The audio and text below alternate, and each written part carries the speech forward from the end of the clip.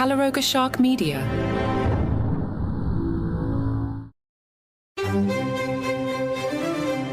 Hello and welcome to Palace Intrigue. I am your host, Mark Francis. Australia continues to be the place of, if not nightmares, maybe stress dreams for King Charles. Charles' tour of Australia made international headlines after Indigenous Senator Lidia Thorpe staged a dramatic protest during a ceremonial event in Canberra. Thorpe, a well-known activist and independent senator, interrupted a speech by Charles accusing the Crown of genocide against Indigenous Australians. Wearing a traditional possum skin coat, Thorpe approached the stage shouting, "Our bones, our skulls, our babies, our people," said Miss Thorpe as the guards backed her towards the door. "You destroyed our land. This is not your country. You are not our king," and demanded the return of stolen lands and a treaty with First Nations people. Thorpe's protest lasted over a minute, during which she fiercely condemned the monarchy's colonial legacy, accusing them of destroying Indigenous lands and people. She was eventually removed from the hall, but continued to shout as she left, calling the Crown genocidal and exclaiming, "F the colony." Later, she posted a cartoon depicting King Charles beheaded on her Instagram story. The royal couple appeared stunned by the outburst, but Charles and Camilla continued with their schedule, meeting well-wishers afterward. The palace did not officially comment on the protest, but a source expressed gratitude for the large turnout of supporters. Thorpe's protest reignited conversations about Australia's colonial history, with many Indigenous Australians pushing for a formal peace treaty. Thorpe reiterated her stance after the event, stating, "As First Peoples, we never ceded our sovereignty over this land. The Crown invaded this country and committed genocide." In the Daily Mail, Rebecca English described the scene. Even Prime Minister Anthony Albanese, a lifelong Republican who set up a now-defunct ministry to bring about separation from Crown, had taken to the stage to describe attending his coronation as one of the honours of my life.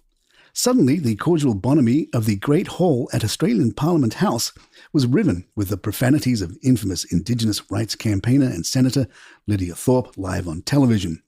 Security officials acted quickly to remove her within just feet of the media, but the shock was palpable as guests struggled at first to work out what on earth was happening. However, as word quickly spread, members of the public and Australian colleagues began to roll their eyes. "I know exactly who that is without even having to look at the footage," sighed one journalist resignedly to me before they peered at the video on my phone. Others said they would have put money on her pulling such a stunt. Interestingly, the king was, I am told, unruffled by the incident and is determined not to allow it to overshadow the wonderful welcome he has received. Some other insights from Rebecca English. Everywhere we have gone, the crowds have been undeniably substantial, people waiting for hours, even flying in from other far-flung parts of the country to see the monarch in the flesh.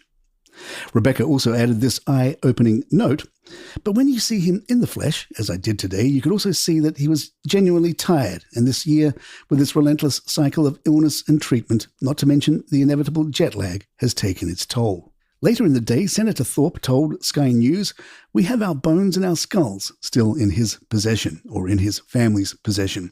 We want that back. We want our land back, and we want your king to take some leadership and sit at the table and discuss a treaty with us." Ngunnawal elder Auntie Violet Sheridan has publicly rebuked Thorpe's actions, stating that the senator does not speak on behalf of her people. Auntie Violet, aged 69, was part of the official greeting party for the royals and described her interaction with King Charles and Queen Camilla as heartfelt, saying, "I warmly welcome the Majesties to Ngunnawal land and also to Canberra. Lidia Thorpe does not speak for me and my people, and I'm sure she doesn't speak for a lot of First Nations people. It was disrespectful to come there and go on like that. There's a time and a place." Sheridan acknowledged the historical trauma of colonisation but urged a more constructive approach, saying, "We have a lot of unfinished business, but I don't want to be negative. Let's sit down and talk together for our next generations to bring healing." The royal visit has drawn protests from some First Nations activists. Wayne Coco Wharton, a Cooma man, organised a day of resistance in Canberra, aiming to serve King Charles with a notice accusing the Crown of genocidal crimes. Wharton was blocked from approaching the king and expressed his frustration, stating, "They don't own the genocide and the war crimes the king and his predecessors did on their behalf." As the tour continues, the tensions between the monarchy's legacy and the ongoing grievances of First Nations communities remain in the spotlight. Senator Ralph Babbitt wrote on social media, "She hurled abuse at our king to show such utter disrespect to King Charles, who has travelled to Australia despite ongoing cancer treatment, is disgusting. Palace Intrigue will be right back.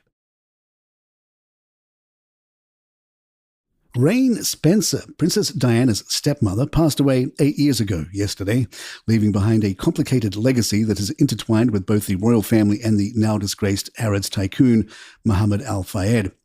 Known for her vivacious personality, Reign, Countess Spencer, married Diana's father, Earl Spencer, and ultimately became a trusted confidant to the late princess.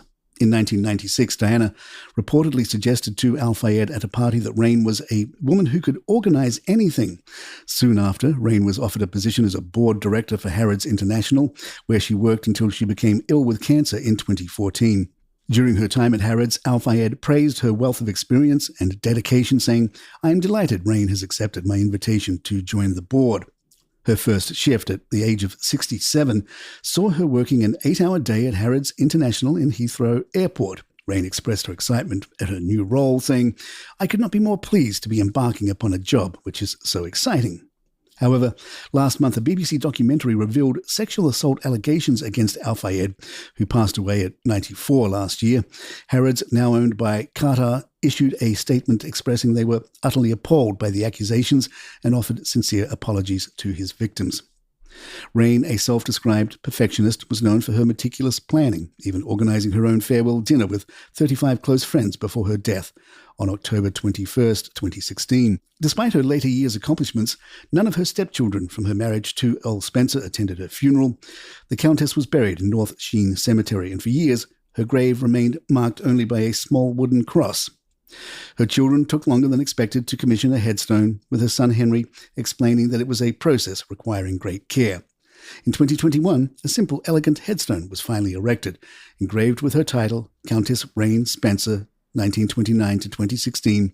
Though it made no mention of her 4 children or grandchildren, her daughter Charlotte described the memorial as a tribute to the love and affection Reign inspired in those who knew her.